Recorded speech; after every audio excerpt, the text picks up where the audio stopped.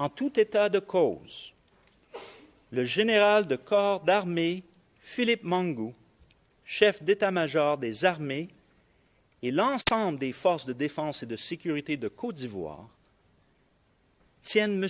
Choi pour responsable des conséquences imprévisibles qui pourraient résulter de ces actions projetées. What is interesting about this?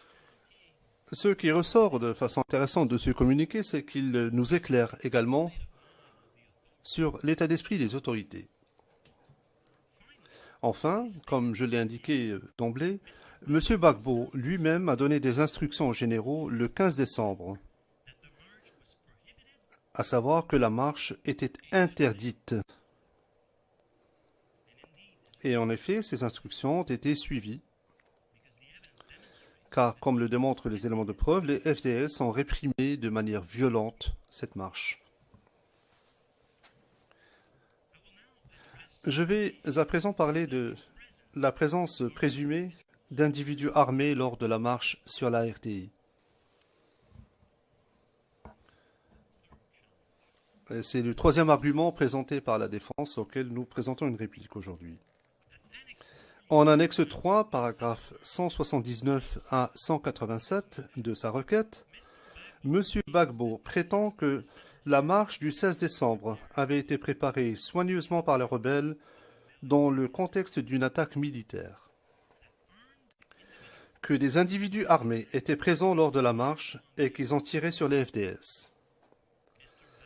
M. Gbagbo se fonde sur des parties spécifiques du témoignage des témoins P0010 et P0046, ainsi que sur les séquences d'une vidéo portant la référence CIVOTP 0083-1394 pour étayer cette allégation. Notre réponse, Monsieur le Président. D'abord et avant tout, depuis la procédure de confirmation des charges, l'accusation n'a cesse d'admettre qu'il y a eu des victimes parmi les FDS le 16 décembre 2010. Je vous renvoie à notre document de notification des charges amendé, écriture numéro 592, annexe 1, et plus précisément, paragraphe 117. Toutefois, ces victimes au sein des FDS n'ont rien à voir avec le contexte de la marche qui était à Cocody, autour de la RTI et dans les alentours de la RTI. En fait, les témoignages qui figurent au dossier de l'affaire, corroborés par des rapports indépendants de la police et des FDS, montrent que les victimes parmi les FDS ont eu lieu principalement au carrefour Marie-Thérèse lors d'une brève confrontation entre les soldats rebelles basés au Golf Hotel et à Abobo, près du carrefour PK18. Nous avons préparé une carte où sont indiqués les lieux où les incidents se sont produits, ainsi que les distances respectives par rapport à la RTI à Cocody. Et je voudrais que soit affichée cette carte à l'écran. Et je demanderai à Madame la greffière de bien vouloir la diffuser. Elle est publique.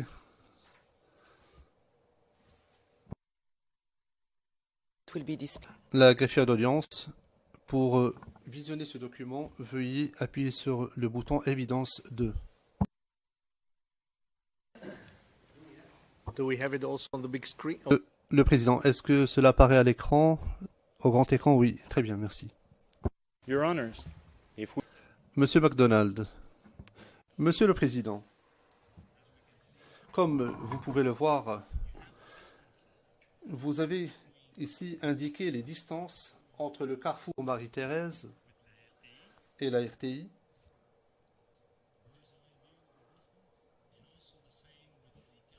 et la distance entre le PK18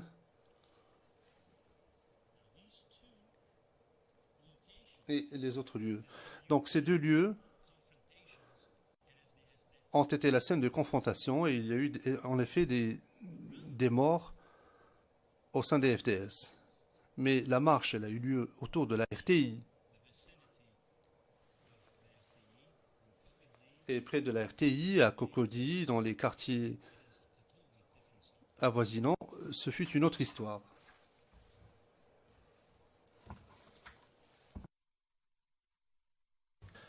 Madame, Messieurs les juges, l'on ne devrait pas faire l'amalgame entre ces incidents et les crimes qui ont été commis par les forces pro-Gbagbo à l'encontre de manifestants lors de la marche.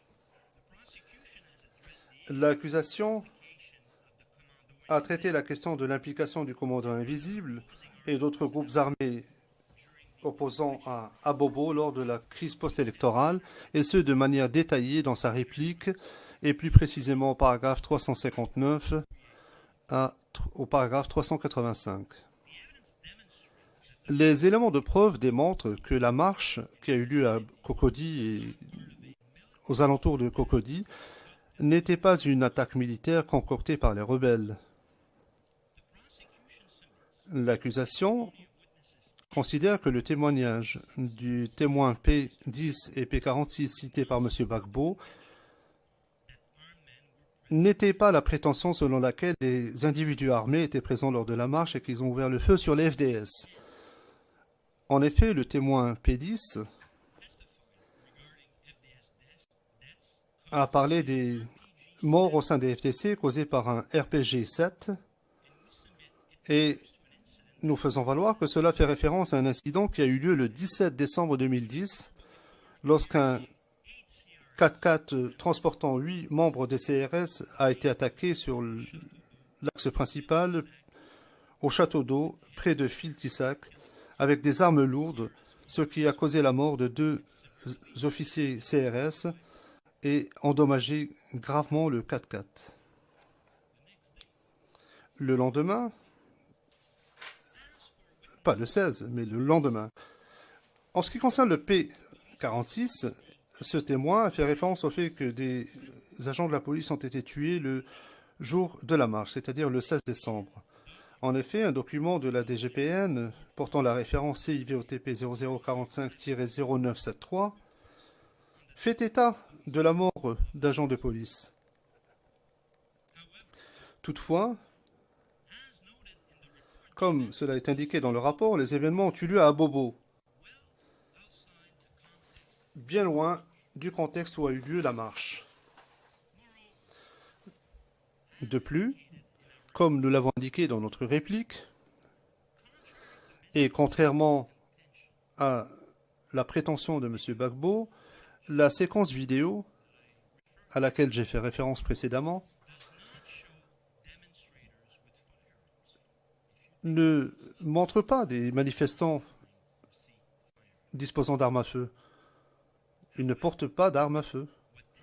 En revanche, ce que cette séquence vidéo corrobore, c'est le témoignage qui figure au dossier de l'affaire et qui montre que les manifestants ont été grièvement blessés par les forces pro-Gbagbo pendant la marche. Et je fais référence à notre réplique en son paragraphe 576.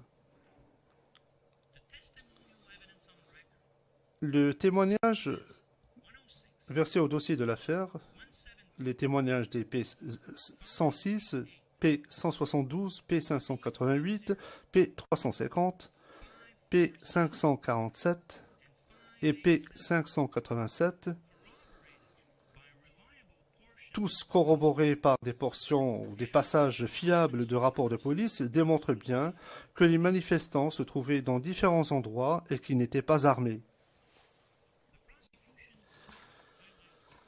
L'accusation met en exergue la déposition du témoin P106, à savoir que les manifestants ont été fouillés pour s'assurer qu'ils n'étaient pas armés par des hommes plus âgés et responsables avant même de se rendre à la manifestation. Le témoin P117 a indiqué que les manifestants se déplaçaient en levant les mains en l'air pour montrer à la police qu'ils n'étaient pas armés, qu'ils étaient des simples manifestants civils. Le témoin informé, numéro 0435, a déclaré qu'aucun des manifestants qui ont été interceptés par les GPP le jour de la marche était armé. Enfin, la Chambre se rappellera que les éléments de preuve démontrent clairement qu'il y avait des manifestants civils non armés attaqués par des FDS et qui n'ont pas été en mesure de se défendre lors de la marche.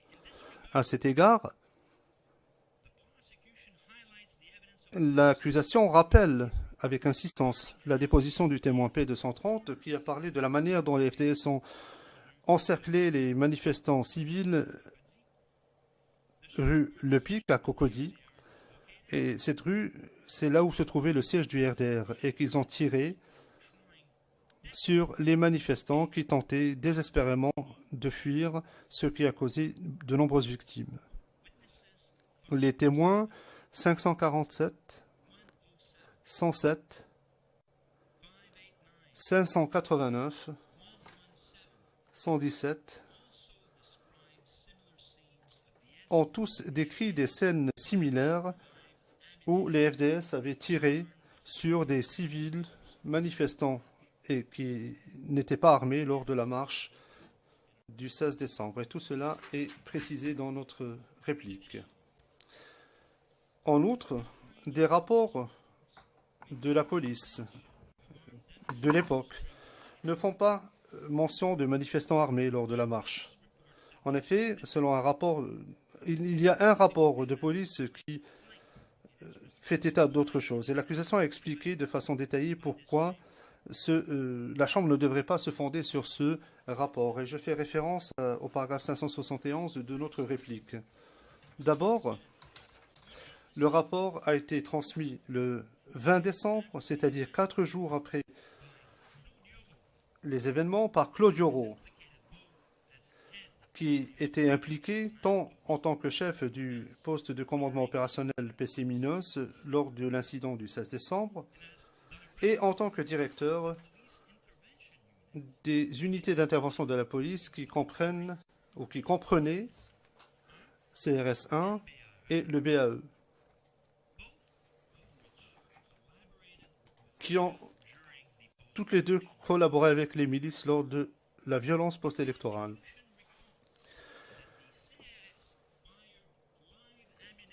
L'accusation rappelle que les CRS ont utilisé des munitions vives sur des civils non armés lors de la manifestation et que plusieurs civils avaient été tués lors de cet affrontement. Les CRS ont également été impliqués dans le raid sur les 4 mosquées les 17 et 18 décembre 2010 et ont ainsi tué un civil et blessé de nombreux autres civils. We'll now address the fourth challenge, the question of the Je vais maintenant parler de l'argument relatif à la fiabilité des rapports de police de l'époque.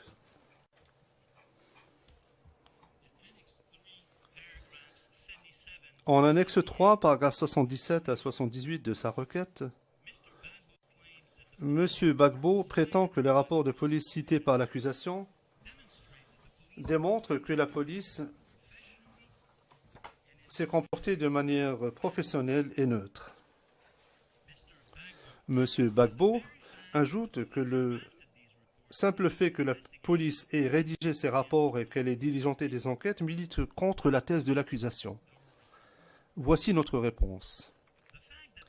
Le fait que la police a rédigé des rapports à l'époque des événements n'a aucune incidence sur le fait que des crimes ont été commis lors de la crise post-électorale. Cela ne peut absolument pas être considéré comme un élément à décharge, comme M. Gbagbo laisse entendre. De l'avis de l'accusation, bien que l'accusation se fonde sur certains rapports de police pour étayer sa thèse, cela ne signifie pas que la totalité de la teneur de ces rapports est fiable ou que tous les rapports de police sont forcément fiables.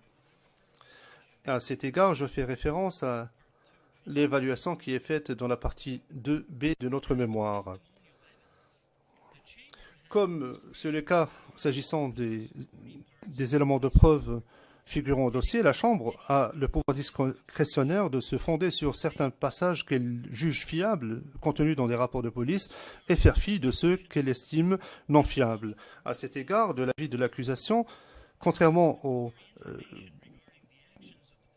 rapport routinier, les informations à décharge concernant les actions de la police devraient être examinées avec beaucoup de prudence et de circonspection par la Chambre, car en fait, nous n'avons rien fait de mal et c'est très facile d'écrire quelque chose dans un rapport pour se disculper.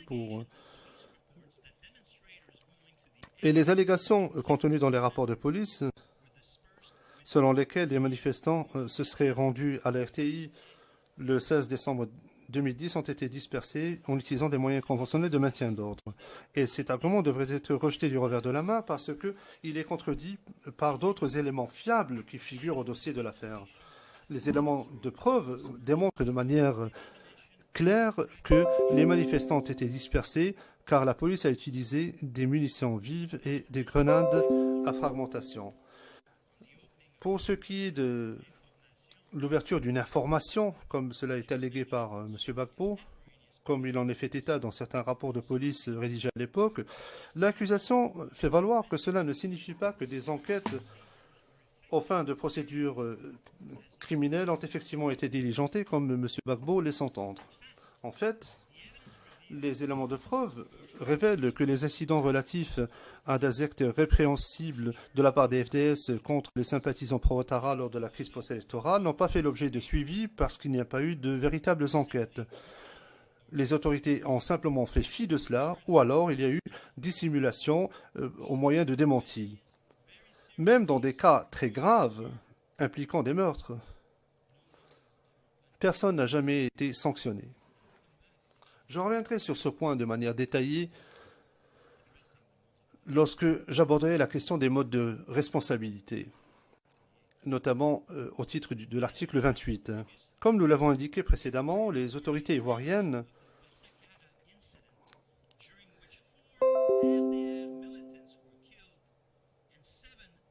ont,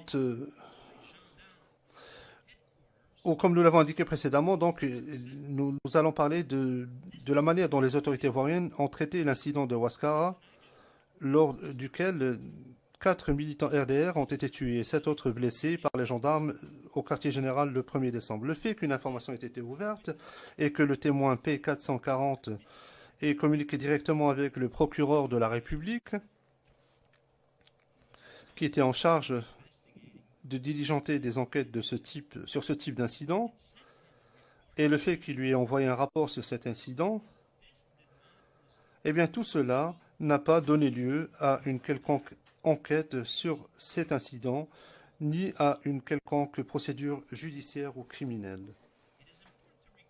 Il est important de rappeler que, en suivant le même schéma, les autorités ivoiriennes n'ont pas pris de mesures réelles pour diligenter une enquête ou pour sanctionner qui que ce soit pour l'incident du 16 décembre. Ni au sein des forces pro-Gbagbo, ni au sein des FDS, pas plus qu'ils n'ont pris des mesures concernant l'incident des 3 et 17 mars 2011. J'aborde maintenant la question de la présence de GPP lors de la marche. Et c'est le 5e argument avancé par la défense. En annexe 3, paragraphes 68 à 73 de sa requête, M. Gbagbo prétend que le témoin P435 n'est pas un témoin crédible et que la Chambre ne devrait pas le croire lorsqu'il prétend que l'ancien ministre de l'Intérieur, Désiré Tagro, avait donné des instructions aux membres des milices GPP afin de soutenir les FDS. M. Gbagbo ajoute que le GPP n'était pas une milice puissante, organisée et structurée, mais plutôt un gang de délinquants. Enfin, M. Gbagbo affirme qu'il n'y avait aucune collaboration entre la police et le GPP. En fait, M. Gbagbo, comme M. Blé Goudé, essaye de contester ou tente de contester la crédibilité du témoin P435 sur un certain nombre de points. Contrairement à ce qui est affirmé par la défense, le témoin P435 est en fait un témoin informé, fiable, dont les propos ont été corroborés par des éléments de preuve testimoniales fiables ainsi que par des éléments de preuve documentaires indépendants. J'en parlerai plus avant lorsque j'aborderai le mode de responsabilité des accusés.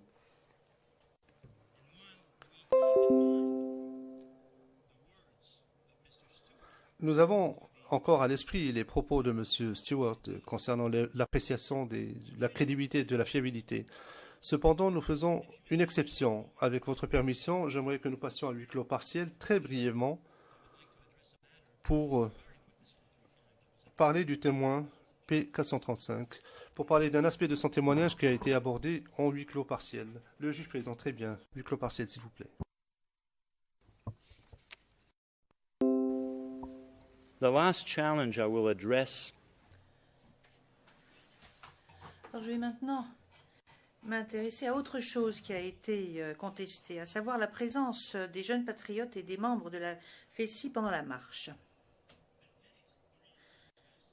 À l'annexe 3, paragraphe 74 de sa requête, M. Gbagbo fait valoir que l'accusation semble suggérer que M. Blé Goudé avait joué un rôle dans la répression de la marche du 16 décembre, et que l'accusation fait un amalgame entre les jeunes, les milices et les mercenaires, et en conséquence n'est pas en mesure d'établir de lien entre le plan commun et les membres de l'entourage immédiat. Madame, Messieurs les juges, ce qu'a avancé, ce qu'a fait valoir l'accusation à l'encontre de M. Blé Goudé est très très clair. Comme je l'ai indiqué au tout début de mon intervention, 2 jours avant la marche, M. Blé Goudé a convoqué et tenu une réunion des dirigeants de la jeunesse à l'hôtel de ville de Cocody. Et une fois de plus, il s'agissait de protéger la RTI des manifestants de la marche. Le témoin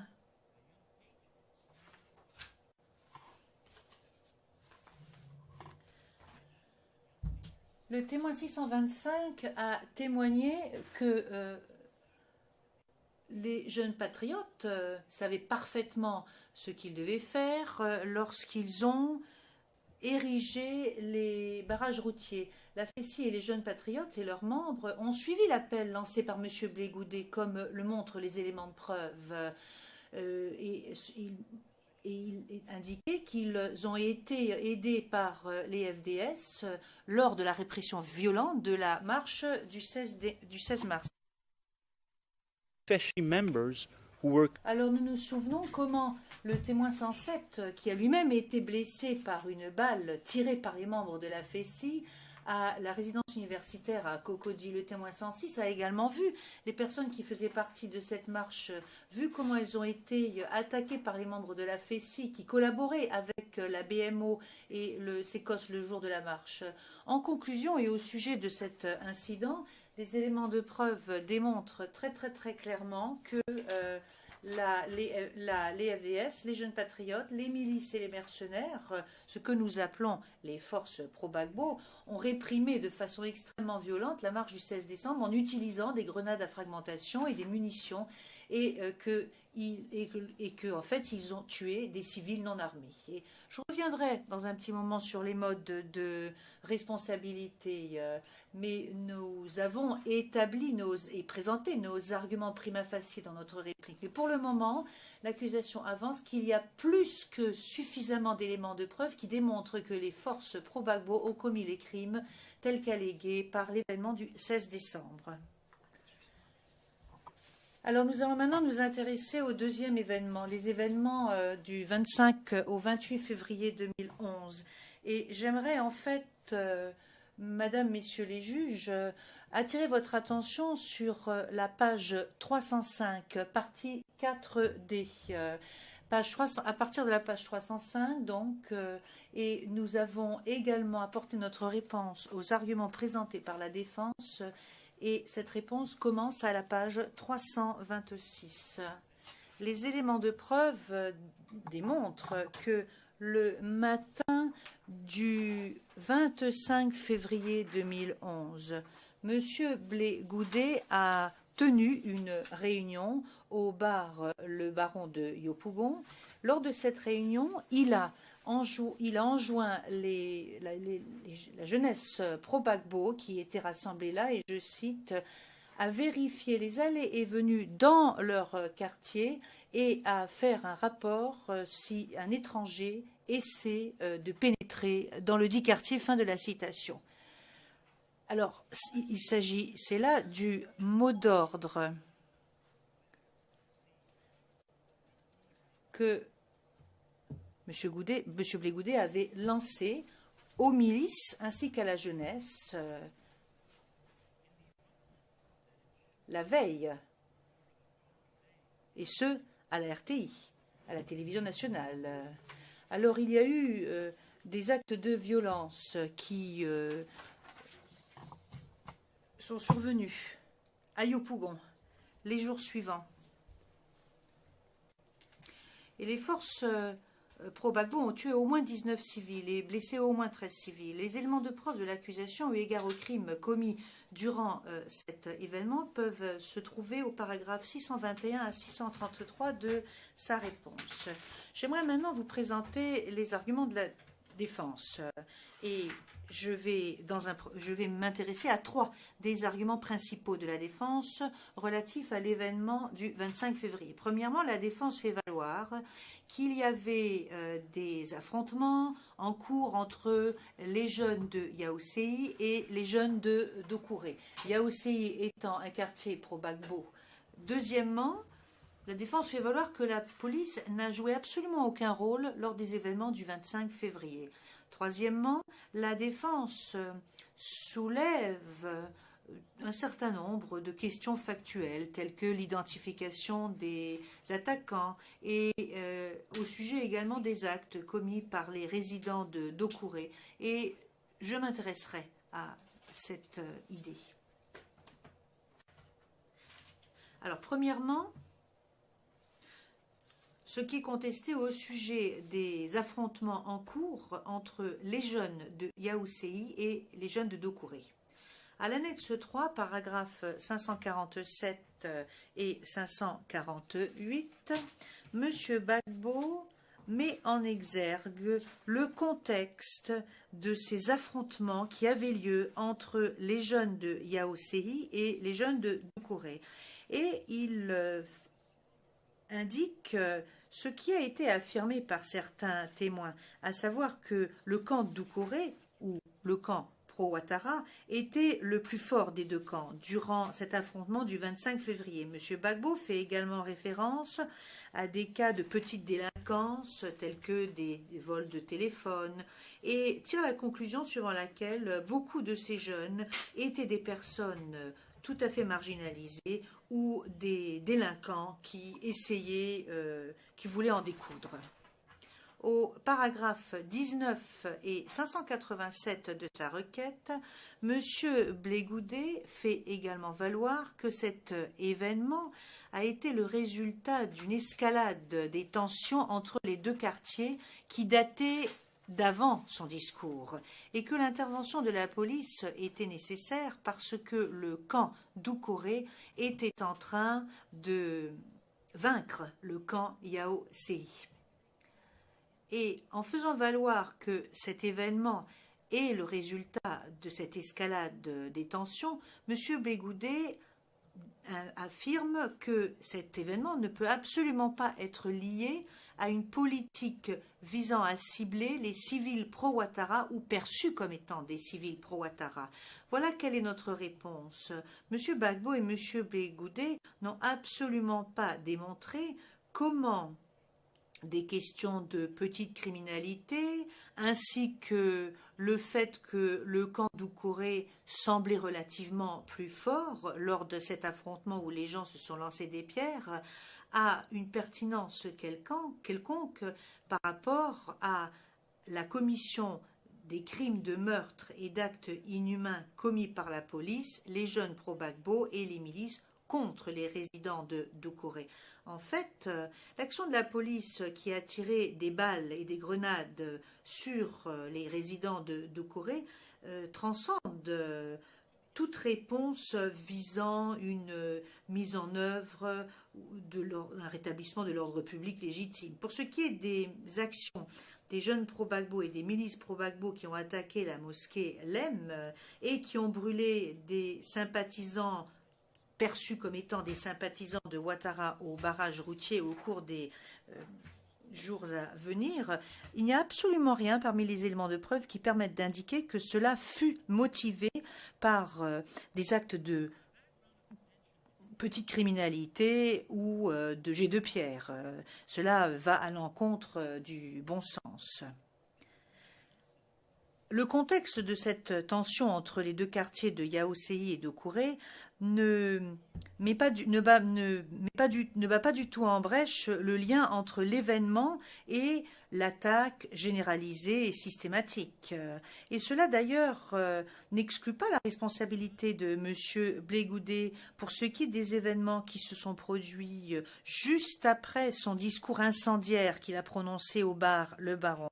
Et d'ailleurs, le contexte de cette tension entre ces deux quartiers ainsi que l'atmosphère qui régnait pendant cette crise post-électorale signifie que M. Blé-Goudé était parfaitement conscient du fait que ces propos incendiaires par lesquels il stigmatisait les étrangers aboutiraient à des actes de violence contre la population de Doucouré et au-delà de Doucouré. L'accusation rappelle ici les actes de M. Blé-Goudé en 2006 et cela a encore plus d'importance, les propos qu'il a tenus lors de l'interview pour le documentaire Shadow Work, où manifestement il est parfaitement conscient du pouvoir qu'il exerçait sur les jeunes.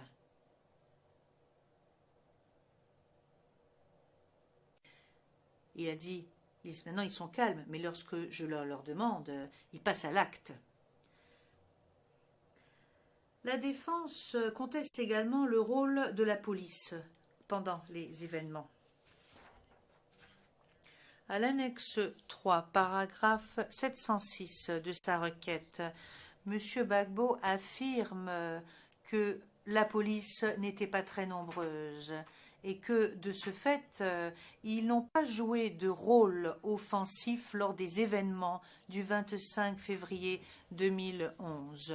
M. Gbagbo affirme de surcroît qu'ils n'ont pris le parti de personne entre les deux quartiers de jeunes et qu'ils ont essayé de calmer la situation. Au paragraphe 589 de sa requête, M.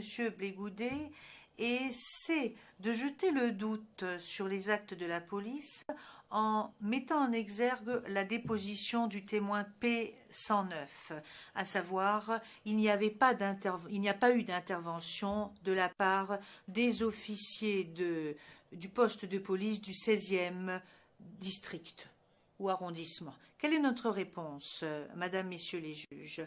Les arguments présentés par la défense à ce sujet font fi de tous les éléments de preuve fiables relatifs à la participation de la police lors de la commission des crimes, tel que cela est expliqué dans le mémoire de l'accusation au paragraphe 553, sur lequel l'accusation continue de s'appuyer. Eu égard à la déposition du témoin P109, suivant lequel il n'y a pas eu d'intervention de la police. C'est une affirmation qui est en flagrante contradiction avec les récits des témoins P433, P436 et P442, mais cela ne signifie pas pour autant que ces témoins ne sont pas fiables.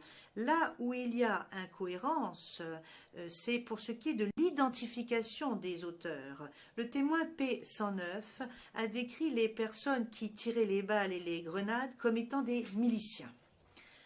habillés en partie avec un uniforme militaire ou sinon avec des vêtements civils. Le témoin P109 peut tout simplement se tromper lorsqu'il identifie les auteurs comme étant des miliciens plutôt que la police.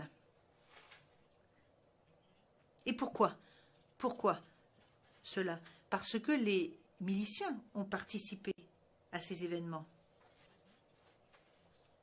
Il faut faire remarquer que le témoin P442 a reconnu l'un des policiers ce jour-là, Seri, parce qu'il l'avait vu, lors d'occasions précédentes, quitter le poste de police du 16e arrondissement. Quoi qu'il en soit, l'accusation avance que les milices faisaient partie des forces pro-Gbagbo, donc ce décalage n'a aucune pertinence.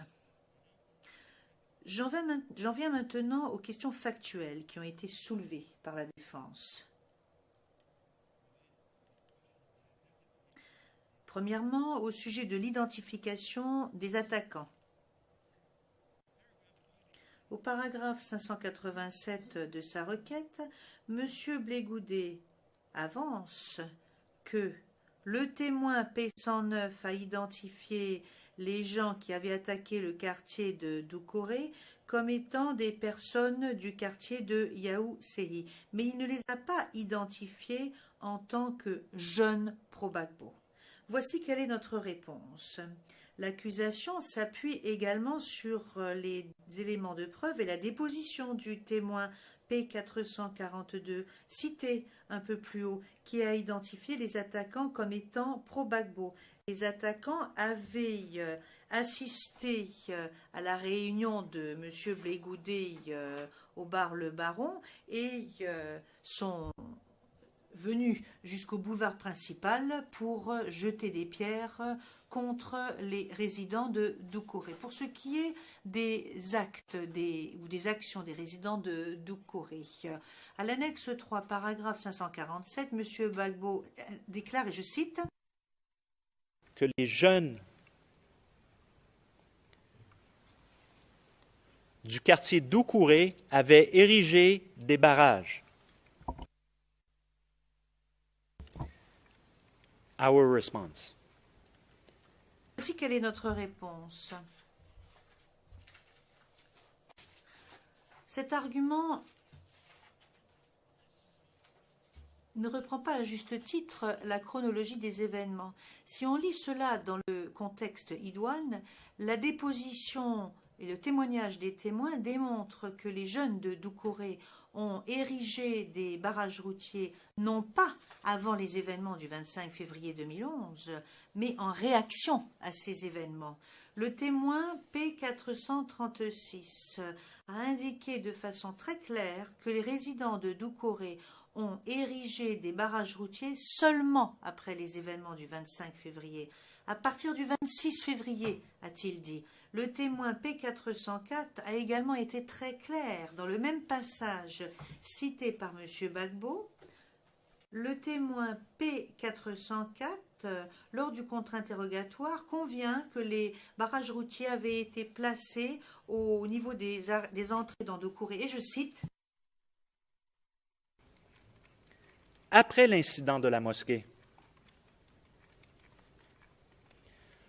Witness 0554. Le témoin P554, et qui est également cité par M. Gbagbo, indique comment les barrages routiers ont été érigés par les jeunes de Doucouré, mais il ne donne pas de cadre temporel. Nous l'expliquerons davantage lorsque nous nous intéresserons au mode de responsabilité, mais les éléments de preuve démontrent que le mot d'ordre lancé par M. Blégoudet a provoqué la violence qui a immédiatement suivi pendant cette journée et au cours des jours suivants à Yopougon. Pendant ces jours, les forces pro-Gbagbo ont tué au moins 19 civils et en ont blessé au moins 13. Alors je vais maintenant m'intéresser au troisième événement, l'événement du 3 mars 2011.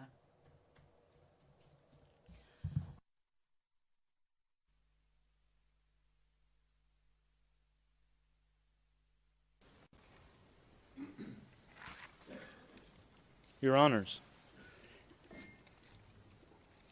I will now Madame, Messieurs les juges, je vais maintenant vous présenter un bref aperçu de Otio Loma, qui était l'un des directeurs de campagne de M.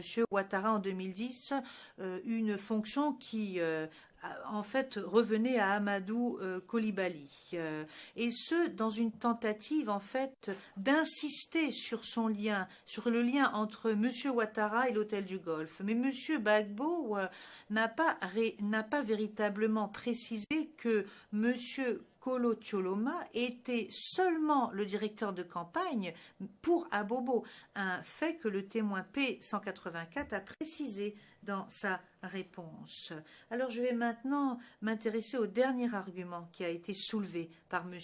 Gbagbo, l'argument suivant lequel les rebelles armés avaient tiré contre le convoi des FDS pendant la marche. Les éléments de preuve sont assez impérieux, ceci étant dit, et ils démontrent qu'il s'agissait bel et bien d'une marche pacifique, sans présence ou participation de groupes armés. Aucun témoin, qu'il soit civil ou militaire, n'a jamais témoigné avoir vu des hommes ou des femmes armés lors de la marche des femmes. Aucune personne armée ne se voit sur les vidéos de l'événement. En fait, tous les témoins oculaires qui étaient présents lors de la marche ont témoigné quant à la nature pacifique et politique de cette protestation. Et ils ont également indiqué que, essentiellement, ce sont des femmes qui faisaient partie de cette marche. Et ceci est un fait qui a été corroboré par les entretiens du témoin P414, entretien réalisé auprès de témoins oculaires de la marche. La Chambre se souviendra peut-être que, en réponse à une question qui avait été posée par le juge président, le témoin P607 a dit de façon très claire lors de son témoignage que c'était le convoi qui avait tiré en premier. Donc, cette idée suivant laquelle le convoi a agi pour se défendre est nulle et non avenue. De surcroît, une analyse d'experts de l'audio, du clip audio du témoin P583 a également confirmé que c'est le BTR 80 qui a tiré le premier, alors que son canon était ou visait à l'horizontale la foule des manifestants. On n'entend aucun autre tir avant le tir du BTR 80. La seule allégation suivant laquelle des hommes portant des armes étaient présents lors de la manifestation nous vient sous forme d'éléments de preuve indirects. Des soldats dans le BTR 80 ont dit au témoin P607 qu'ils avaient vu quelqu'un tirer avec un AK, un autre tirer avec un lance-grenade à partir du moment où le convoi était revenu au camp Agban. L'accusation avance que cet élément de preuve indirecte est une piètre tentative de la part des soldats des FDS pour essayer de justifier leur comportement illicite, mais ce après les faits. Cette affirmation qui se base sur le oui-dire, qui n'est absolument pas corroborée et qui défend leur cause, ne peut tout simplement pas être prise en considération au vu de l'ensemble d'éléments de preuve, des témoins oculaires, médico-légaux, des vidéos qui prouvent que les FDS ont été les premiers à tirer sur la foule des manifestantes civiles. Et je vais maintenant m'intéresser au quatrième événement. Je vais commencer, je ne terminerai pas, Monsieur le Président, je pense que nous aurons notre pause à 13 heures, comme d'habitude. Donc je vais essayer de m'arrêter lors d'une pause naturelle de mon discours. Le 17 mars 2011, les membres du Baza au camp commando ont exécuté des ordres et ont lancé des mortiers de 120 mm contre le marché de Siaka Kone, contre SOS Village, une mosquée, un hôpital et quelques maisons, et ont ainsi tué au moins 31 civils et en ont blessé au moins 36. Là, il faut savoir que le dossier est très très clair. Monsieur Gbagbo et le chef d'état-major ont autorisé l'utilisation des mortiers de 120 mm à Abobo durant la crise. Le chef d'état-major a témoigné que le BASA avait été autorisé à utiliser des mortiers de 120 mm conformément à l'ordre de réquisition de M. Gbagbo, réquisition du mois de janvier 2011. Alors, indépendamment de l'existence de cette réquisition, le chef d'état-major a témoigné qu'il avait une délégation, un pouvoir, une procuration de la part de M. Gbagbo et que du fait de cela, il pouvait utiliser des mortiers de 120 mm pendant la crise. Et pour corroborer encore plus cet élément, le témoin P239 du BASA a témoigné que lors de sa formation, on enseigne au BASA que le président doit signer le recours aux mortiers de 120 mm à cause de la destruction importante que ces armes peuvent provoquer.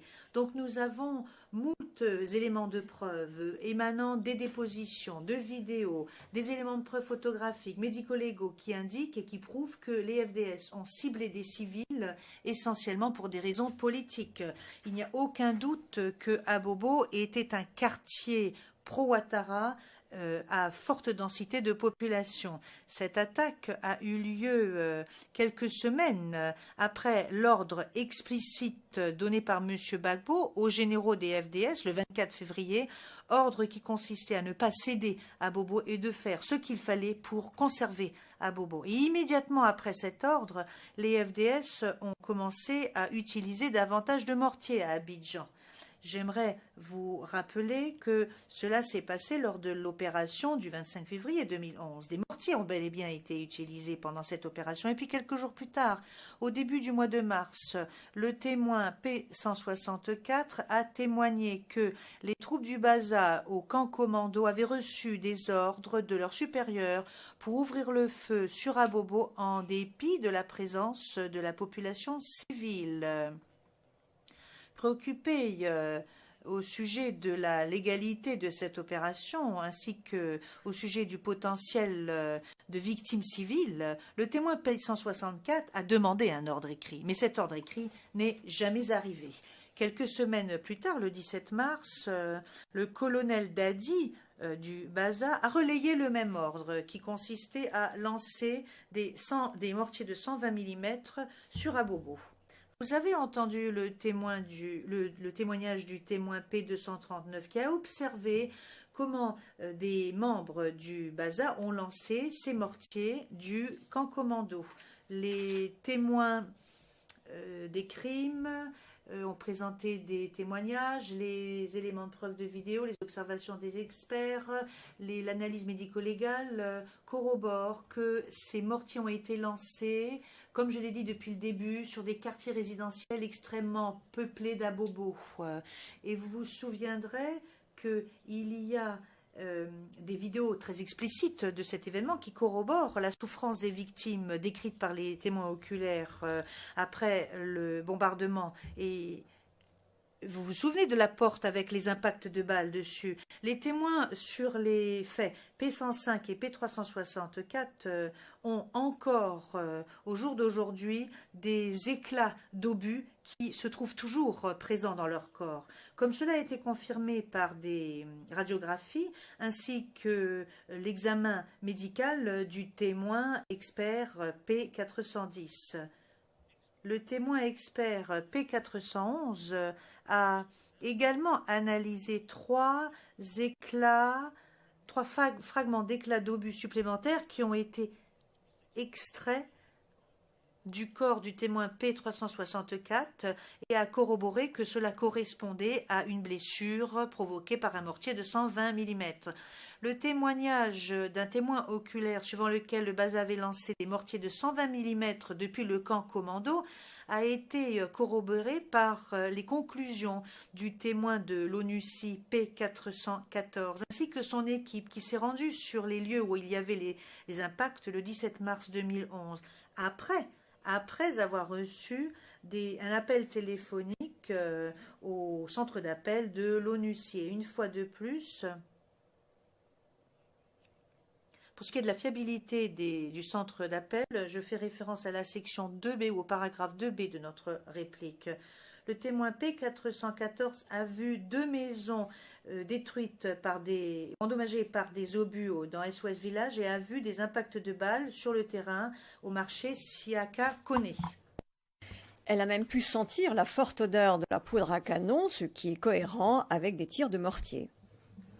Et également, le témoin 369 s'est également rendu sur les lieux en juillet 2011 et a pu voir des dégâts conformes avec des tirs d'obus. Mais indépendamment du fait qu'il s'agisse de personnel des Nations Unies et d'ONG, des experts se sont rendus sur les lieux. Il y a un expert en ingénierie militaire qui, 2 ans plus tard, s'est également rendu sur les lieux et a pu constater qu'il était tout à fait probable que des mortiers de 120 mm ont engendré des dégâts. Et je dis que la Chambre, messieurs les juges, peut par elle-même voir les éléments de preuve physiques de ces tirs d'obus qu'il a pu observer dans les présentations à 360 degrés du marché de Siaka Kone et des SOS Village. Le même expert, messieurs les juges, et je terminerai sur ce point, madame, messieurs les juges, était également très clair sur l'imprécision inhérente de mortiers de 120 mm